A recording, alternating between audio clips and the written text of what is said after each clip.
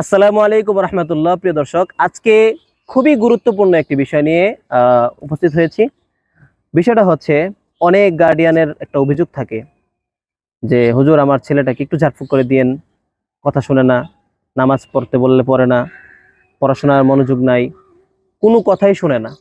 তো সন্তান কোনো কথাই শুনে না, ডানে যেতে বললে বামে যায়, বাসায় থাকতে বললে বাইরে চলে যায়, যদি বলা হয় পড়াশোনা করো তাহলে খেলতে চলে যায়। মোট কথা হচ্ছে গিয়ে, বন্ধু বান্ধবের সাথে মিশে হোক বা যে কোনো ভাবেই হোক, বাবা মায়ের কথার মধ্যে নাই। হুম। কথা শুনে না ঠিক মতো।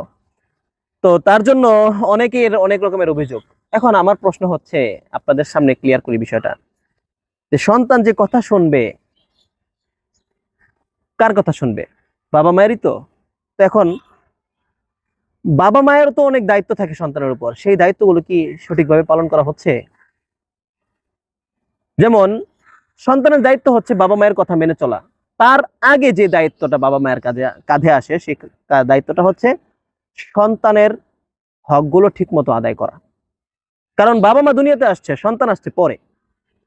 তো বাবা মায়ের কাছে আগে দায়িত্বগুলো আসে। সন্তান দুনিয়ায় আসবে, আসার পরে সে তো অনেক অবুঝ, কিছুই বুঝে না, চিনে না দুনিয়া।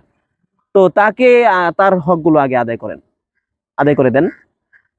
তার মধ্যে প্রথম যে হকটা, সেটা হচ্ছে কি সন্তানের জন্য ভালো একটা নাম রাখা। প্রথমে আপনি সলিমউদ্দিন কলিমউদ্দিন একটা নাম রেখে দিলেন, হ্যাঁ, প্রিন্স, এই সেই বিভিন্ন ধরনের নাম রাখলেন, ভালো কোনো নাম রাখলেন না।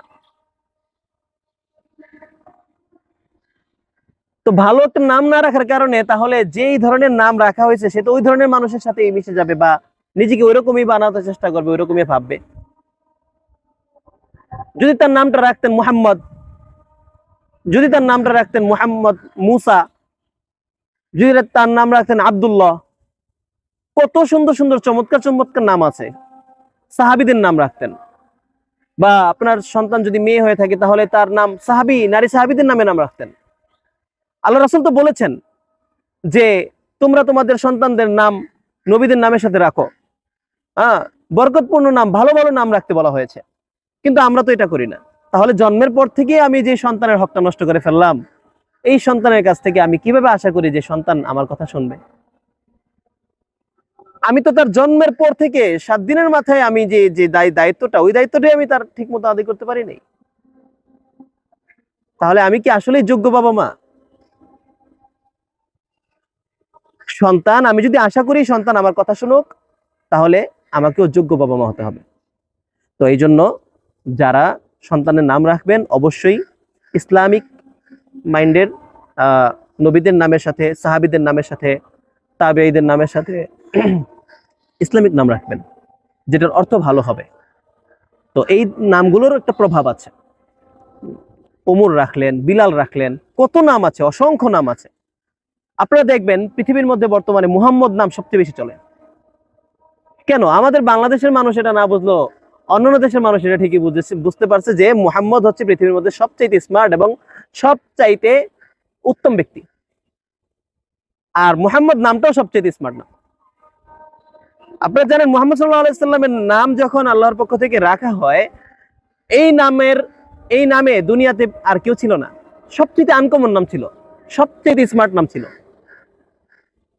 তো নবীজি যখন জন্ম নেয়, তখন কিন্তু দুনিয়াটার অবস্থা খুব খারাপ ছিল। ওই সময় এই নামটা ছিল স্মার্ট। তো এখন আবার সেই আগের যুগের চাইতে আরো ভয়ঙ্কর যুগ চলে আসছে। এখন আইয়ামে জাহিলিয়াত কেউ হার মানিয়েছে বর্তমান যুগ, বা সামনে যে আমরা আরো যুগ দেখবো এগুলো, তাহলে এই সময় তো এই নাম আরো স্মার্ট হয়ে যাবে। স্বাভাবিক না এটা বিষয়টা? আজান হচ্ছে গুরুত্বপূর্ণ বিষয়, যেটা যে বাবা মায়ের উচিত সন্তানের জন্য ভালো একটা নাম রাখা। এই দায়িত্বটা সবাই পালন করবেন ইনশাআল্লাহ। কিছুটা হলেও সন্তানের উপর প্রভাব পড়বে ভালো নামের, এবং দেখবেন সন্তান ইনশাআল্লাহ আপনার সন্তান ভালো পথে চলবে। আসসালামু আলাইকুম ওয়া রাহমাতুল্লাহ।